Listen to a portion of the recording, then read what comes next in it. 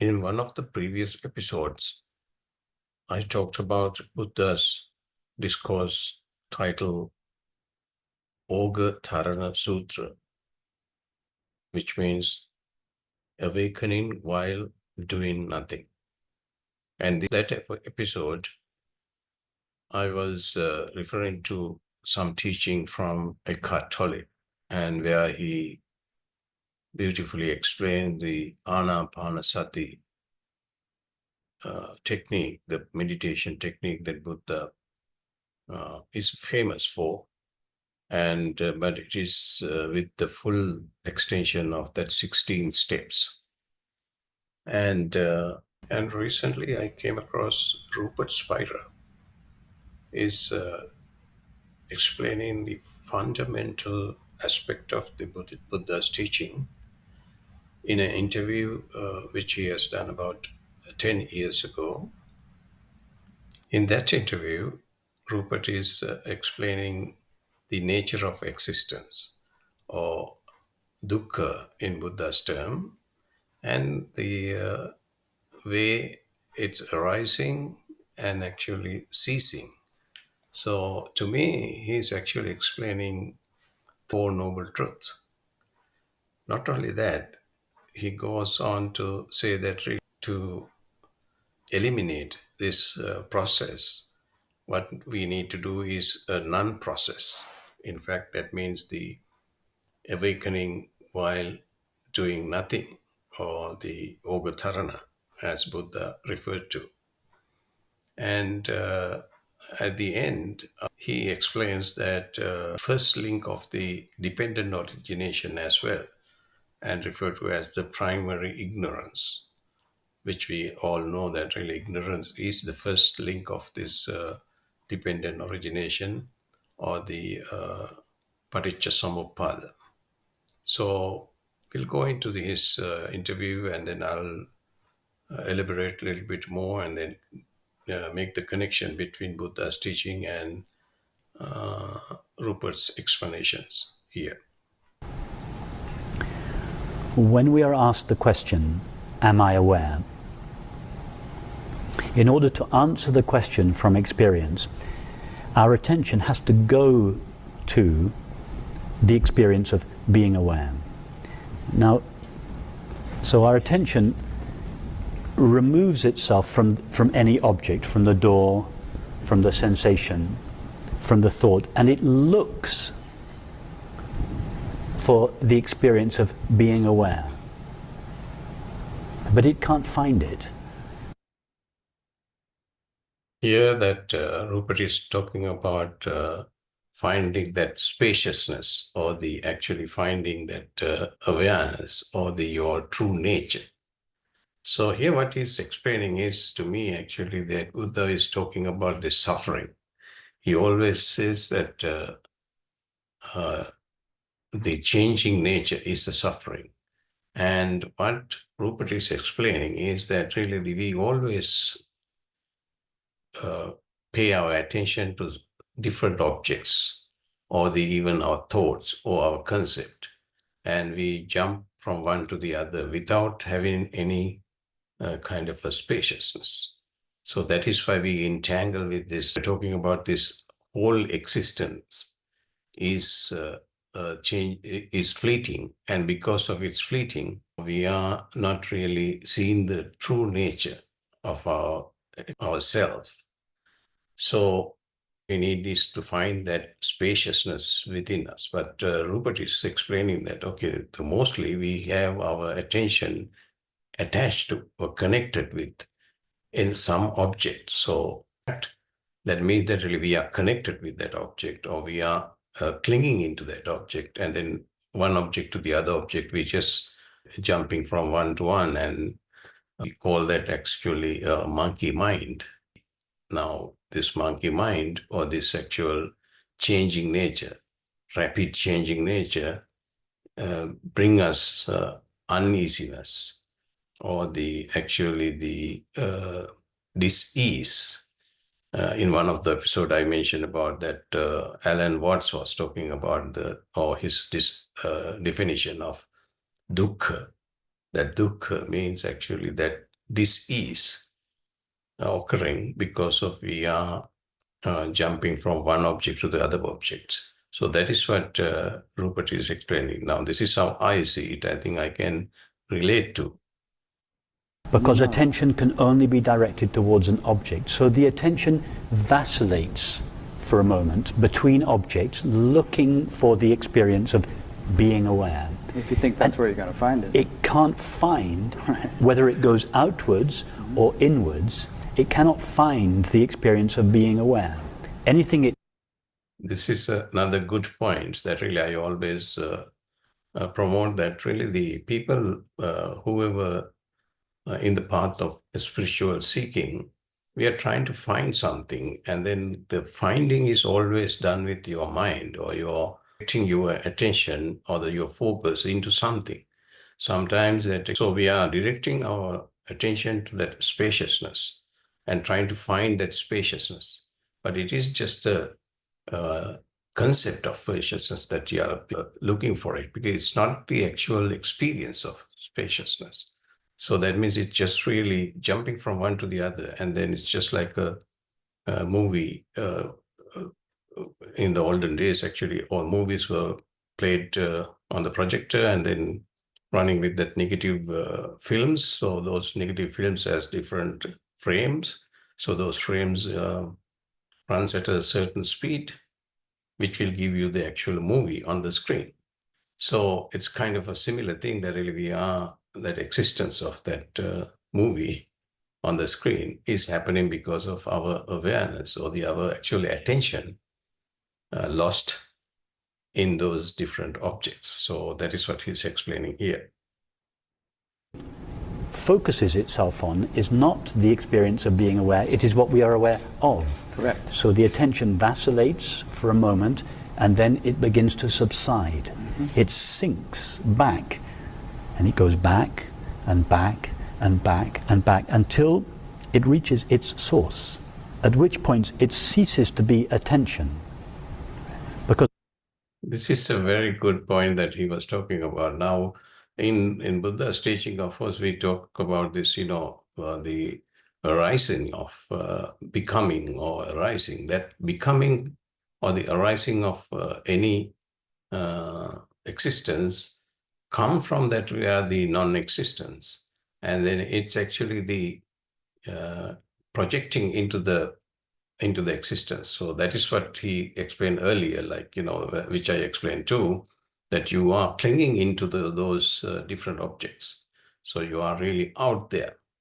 But once you stop doing that, it will collapse little by little back into your true nature.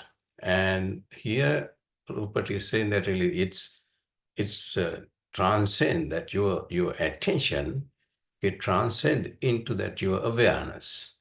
So that's a very good point that I really like the way he explained it, because it's not different thing, but actually your awareness is being extended to cling to one of the object around, which we call existence.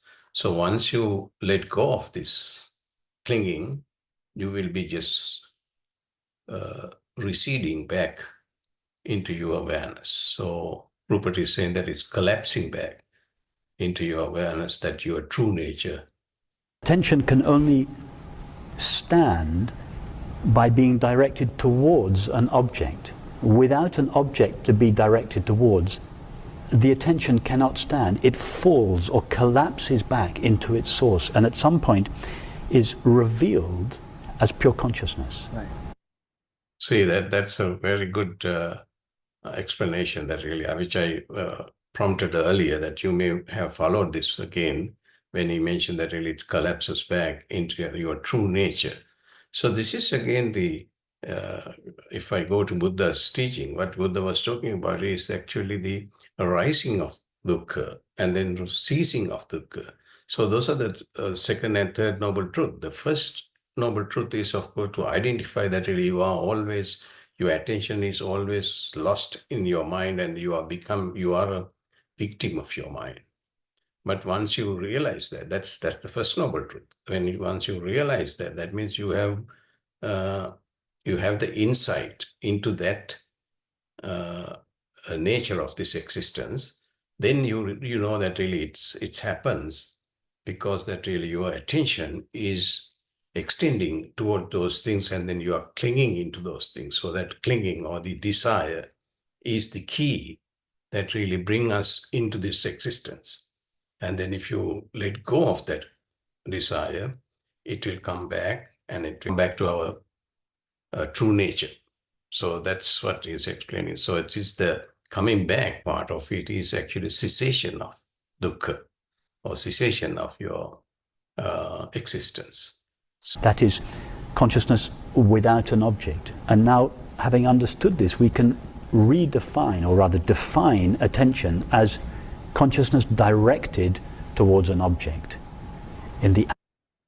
Now here that really is the dukkha, the nature of this existence.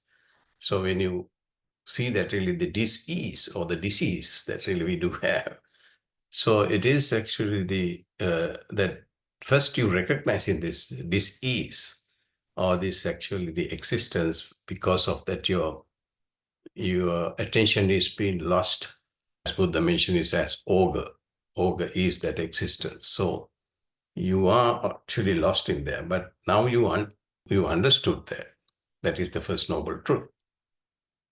Absence of an object upon which to focus our attention, attention cannot stand, and it falls back through lack of support into its source.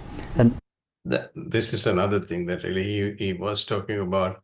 Now, if you let go of that objects, or let go of all this attention to that, or you just allow your attention to release that kind of a connection, or the actual desire, or the clinging into that, it will automatically just collapse. So then again, the cessation of your dukkha. First is arising of dukkha, and then this is the cessation of dukkha. So that is the process. In fact, it is a non-process. It is a non-practice. The rising of attention is an activity. The sinking back of attention is the cessation of that activity. Right. It's often called meditation, and it's. But here that now see that really non-process. He mentioned about non-process, which is actually refers to as awakening while doing nothing, because you are not doing anything. And then he gave a very good example, or the explanation of what that means while doing nothing means. So all this time we have been doing something. That is what he mentioned, that really, okay, we are projecting, or we are looking at the object. So it's an activity we already created.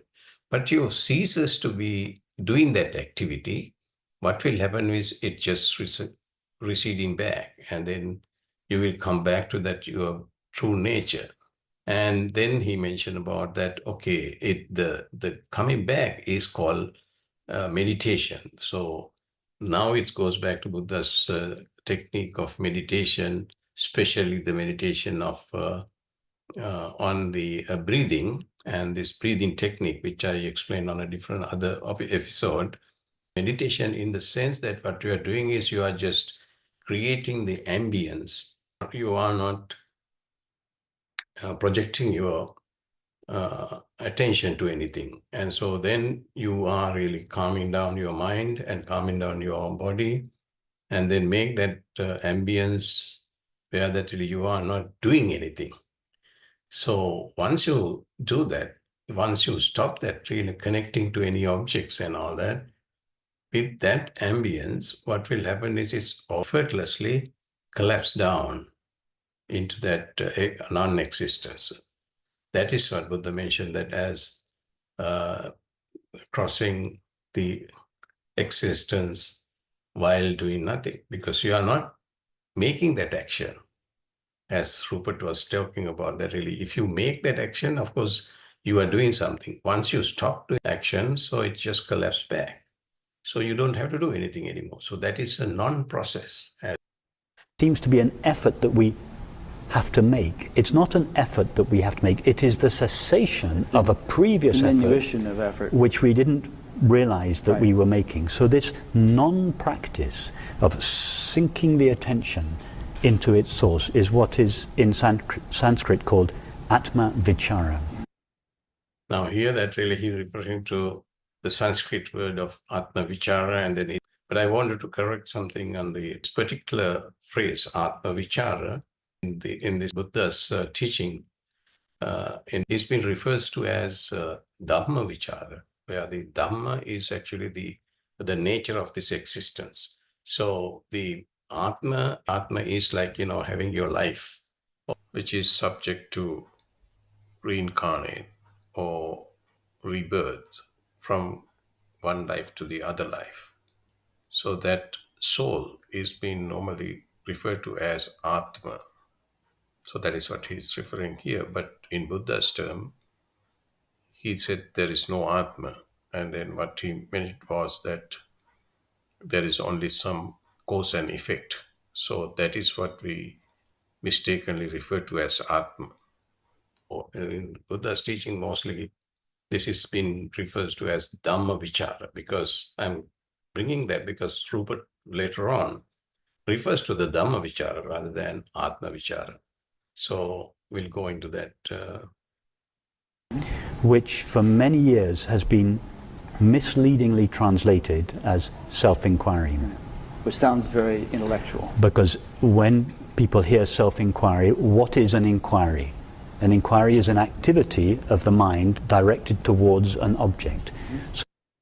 So here that really the self-inquiry is the right translation in my mind when they say that Atma Vichara, because Atma is the self which is transferring, or the soul which is transferring from one birth to the other birth. So that is how it's been translated, but it is the wrong interpretation. As Rupert see that, and as Buddha saw that as well, because it's supposed to be actually once you look into that, the nature of this existence, which is the Dhamma. So that is why Dhamma Vichara, in the sense that really the Dhamma is the nature of this existence. So when we hear practice self-inquiry, the first thing we all think, and I thought this for many years, is that self-inquiry is an activity of the mind searching for the I. And then of course the question arises, well, which I, and where is the I? Here's the real dilemma that really most of the seekers do have. And then even Rupert admit that really he was doing the same thing, because he was looking for this answer, and then you are just trying to understand it and becoming a victim of your mind.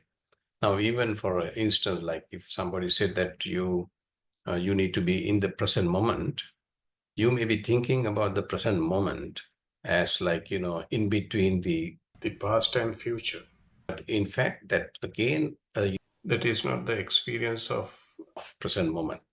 So that is what Rupert is referring to. And then to me, this is the dilemma that many spiritual seekers or the meditators are facing, because they can't find what they are looking for, because they are trying to find it through your mind and looking for it as an object, but it is not an object. So that is what Rupert is emphasizing here, which is very good point for any spiritual seekers. This is not a thing that really you can conceptualize or you can understand intellectually. This actual experience is insight that you will get with this non-process. I would call it that the while doing nothing or effortless inquiry. So with that, you will actually go into reality without getting lost in your thoughts and your concept.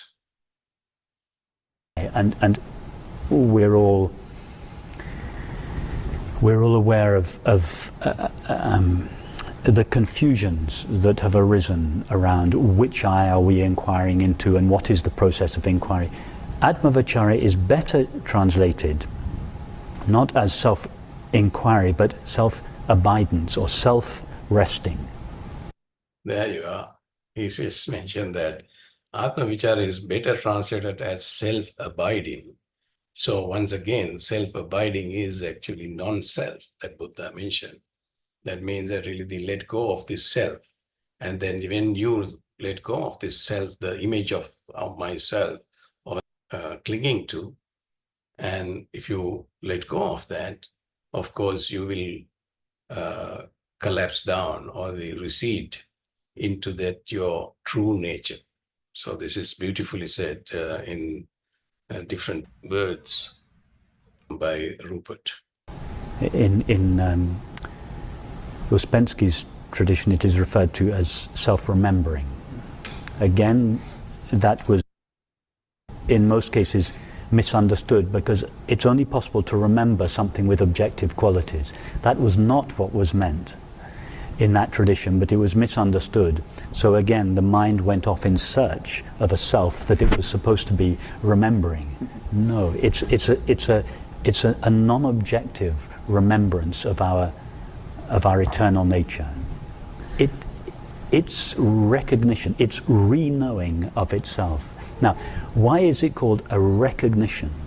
It's because previously the attention or awareness or consciousness rises in the form of attention in order. The same thing Buddha mentioned, that really arising of dukkha. And this is the very short explanation of dependent origination in Buddha's teaching. It's arising because of your attention is extended towards something. So that is actually the Buddha has given that as 12 different steps of dependent origination. I will come to that later on a different episode. But to me, I can see that really all 12 steps is been really concise into one short action. And Rupert is just explaining it. In order to know something other than itself. And when consciousness knows something other than itself, such as an object or person or world or thought, it, as it were, turns its back on itself. It ceases gazing at itself and rises in the form of the finite mind or attention. And in the form of the finite mind or attention, it can look away from itself. And this apparent looking away from itself involves the forgetting or overlooking of itself. And this is in the spiritual tradition, what is called a primal ignorance. Here we are. He just nailed it to that primary ignorance or the primary level. That is that in Buddha's teaching, we call it actually ignorance or the avijja, which is the first link of this dependent origination. So because of that avijja, because of that non-knowing, or because of that ignorance, that we create this whole existence. And the ignoring of the reality of consciousness. So when attention sinks back into its source, it doesn't know something new. It recognizes something which it has always known, but seemed to overlook because of the exclusive focus of its attention on objects. See that? That's a very good point as well, the exclusive focus on this existence. That is why we couldn't really experience our true nature. And he's actually echoing Buddha's teaching in a very simple way. In summary, Rupert mentioned about first 3 noble truths out of 4 noble truths. And then he nicely explained the non-process, which means that ogatarana, in other words, awakening while doing nothing, which is the 4th noble truth in a different dimension. And finally, he just refers to the first link of this dependent origination by saying that primary ignorance of this existence is that clinging to the objects or the thoughts and concepts and then getting lost. and becoming a victim of our mind.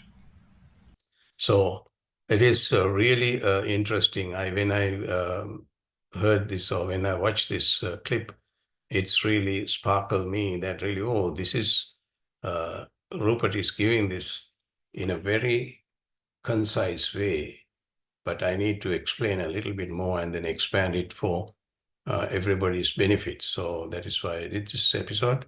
And any other questions about these things, you can comment below. I will try to explain, or I will try to give some answers to